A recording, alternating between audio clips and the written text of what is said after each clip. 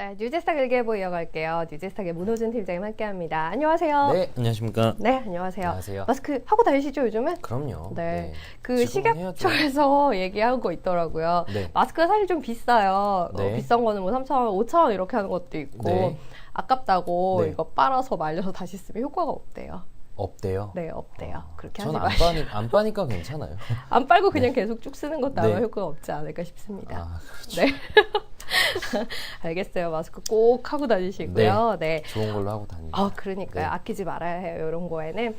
저희 어떤 종목들 또 봐야 할지 이야기 들어볼게요. 유니버스 종목들 먼저 쭉 소개해 주실까요? 네, 뭐 마스크 얘기 나와서 간단히 말씀드리자면 네. 어제도 미세먼지 관련 종목이 나와서 설명을 드리긴 했지만 매년 이 시기에 물론 올해 유독 심해지긴 했지만 작년, 재작년, 그 전년 매년 이 시기에 올랐고 관련된 종목들이 3월 달에서 길게는 4월 달까지 좋은 흐름을 유지했습니다. 올해도 뭐 단기 급등에 따른 조정이 있을 수 있긴 하지만 조정이 나온다면은 좀 기회가 될 수도 있겠다 생각이 되고 있고요. 좀 더 확장해 나아가서 근본적인 이런 원인을 해결하기 위한 정부의 정책으로 뭐 수소차라든지 아니면은 태양광이라든지 신재생 에너지 쪽으로 또 뭔가 이슈가 나오면은 그 미세먼지 흐름이 그쪽으로 살짝 갈 수도 있습니다. 그래서 혹시 그런 종목들 중에서 관심 있는 종목인데 요새 못 올랐다면은 오히려 조금 들어가 보는 것도 괜찮다라는 말씀을 드리고 싶고요.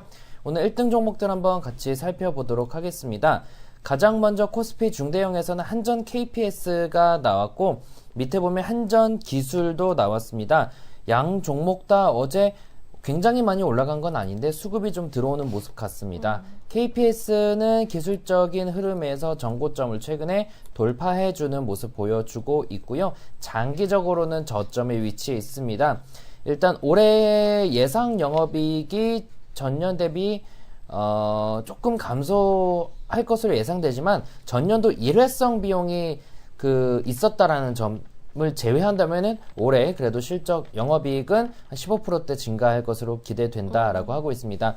이런 원전 관련된 기업들이 그 정부 정책 때문에 많이 조정을 받았었는데 그런 이슈들이 조금씩 잠잠해지면서 바닥에서 반등을 하고 있는 모습입니다. 한전 기술도 역시나 그런 비슷한 맥락이고 올해도 영업이익이 31% 정도 증가가 전망되고 있는 그런 상황입니다. 한전기술은 역시나 뭐 5년 전 대비해서는 주가가 많이 빠지고 반등하고 있고요. KPS 같은 경우도 마찬가지로 바닥을 찍고 반등하고 있습니다.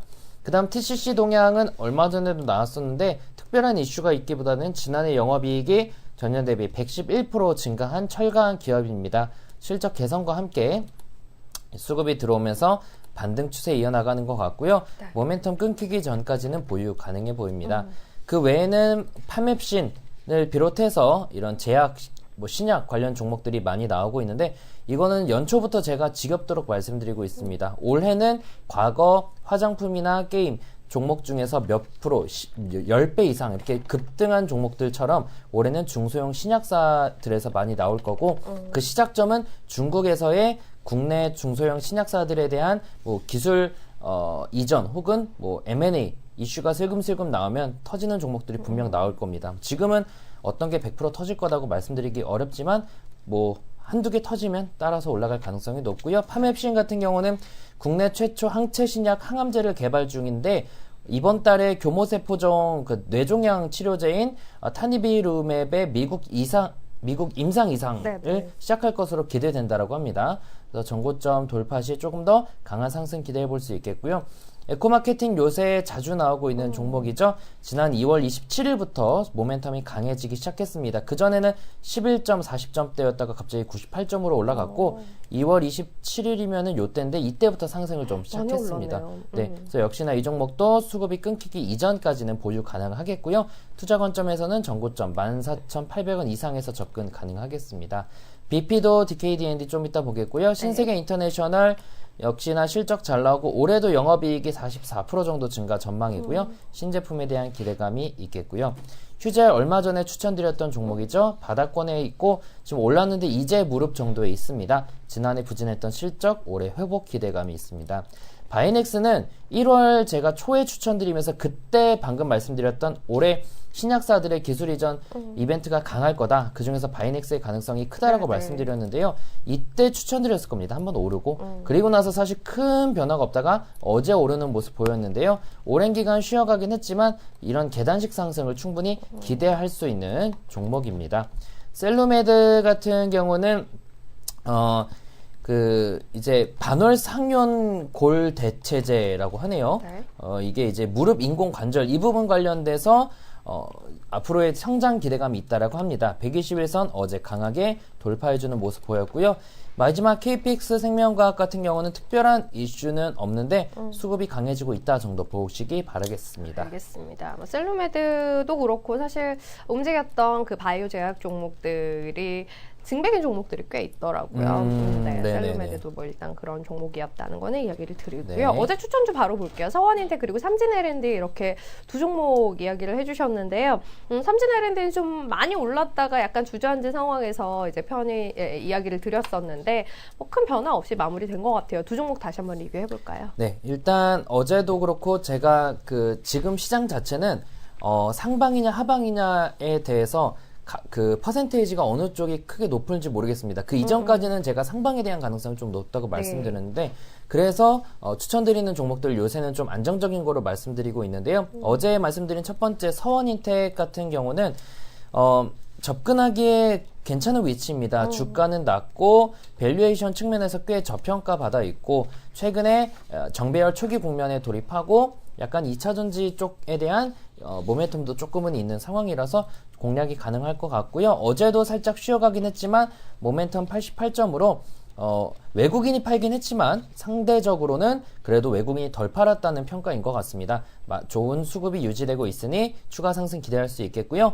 목표가 1차적으로 5,800, 2차 6,400원, 손절가 5,000원 유지하겠고요. 삼진아일랜드는 사실 장 시작 전에 골랐는데 장중에 목표가를 달성했습니다. 다행인 거는 방송 당시에는 또 떨어졌기 때문에 그 가격대에서 마무리가 됐고요. 삼진아일랜드 같은 경우도 이 원통형 배터리 시장 성장하면서 충분히 반등 기대하고 있습니다. 아까 말씀드린 대로 미세먼지 테마가 다시 이쪽으로 불 수도 있기 때문에 관심을 유지하면 좋을 것 같고요. 1차 2,700원, 2차 3,000원, 손절가 2,300원 유지하겠습니다. 알겠습니다. 자, 그러면 오늘 추천주 바로 볼게요. 앞서 유니버스 종목에 있었던 종목들이에요. 네, 두 종목 다 이 신규 상장 종목입니다. 네. 그래서 첫 번째 종목이 DKND입니다. 저도 방금 헷갈려서 DKDNI를 쳤는데 그러니까요. 별로 안 좋아서 아무튼 DKDND입니다. 263020. 일단 상장한 지 얼마 안 되고 공모가는 6,000원이었는데 상장 가격은 7,570원 정도였고요. 현재 가격은 4,800원으로 상장 이후로 많이 떨어졌고 공모가 이후로도 많이 떨어진 상황입니다.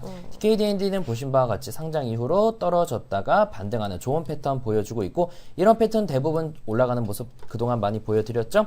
동사는 합성피혁이나 부직포 전문 기업입니다.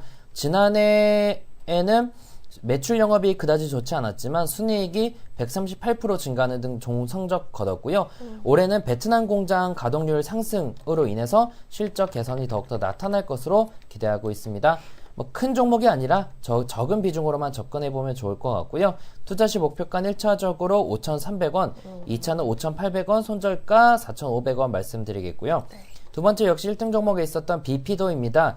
비피도는 건강기능식품 전문 기업인데 마이크로바이옴 전문 기업입니다. 제가 시간만 많으면 마이크로바이옴이 무엇인지 자세하게 설명을 드릴 텐데 제가 제약 쪽에 대해서 지식이 많잖아요. 네, 그렇죠. 네. 똑똑하시죠. 네, 많이 검색을 해와서 농담인 거 아시기 바라겠습니다. 어찌됐건 설명하기에 되게 부담스러워요. 네. 어려워서. 네. 시간이 없는 네, 게 그렇죠. 다행이죠. 없으니까. 네. 어찌됐건 뭐 마이크로바이옴 같은 경우에 대해 시장이 성장하고 있는데 그 수혜를 기대하고 있고요. 지난해에도 영업이익이 전년 대비 17% 성장했고 올해도 39% 정도 성장이 기대되고 있습니다. 동사는 일단 그 신규 상장 종목이라는 점과 그리고 또 이런 헬스케어라는 부분 그리고 차트적으로도 좀 더 안정적이라는 부분에서 조금 더 강한 상승을 기대할 수 있을 것 같고요. 목표가는 1차적으로 33,000원, 2차는 36,000원, 손절가 28,500원 말씀드리겠습니다. 알겠습니다. DKND 그리고 BP도 이렇게 두 종목 오늘 추천주로 이야기해 주셨어요. 둘 다 상장한 지 얼마 안 된 종목들이에요. DKND는 지난해 11월에 그리고 BP도는 연말에 상장이 됐던 종목들이네요. 아직까지 이게 이제 고점까지 많이 회복이 돼 있지는 않은 상태입니다만 미리 한번 관심 가져보시면 좋을 것 같아요. DKND 1차 5,300원, 2차 5,800원, 손절가 4,500원 짚어드렸고요. 그리고 BP도 1차 33,000원, 2차 36,000원, 손절가 28,500원 이렇게 정리해 드리겠습니다. 자, 오늘 뉴제스탁 예보기 예보 여기서 마무리할게요. 문호준 팀장님 함께했어요. 감사합니다. 네, 고맙습니다.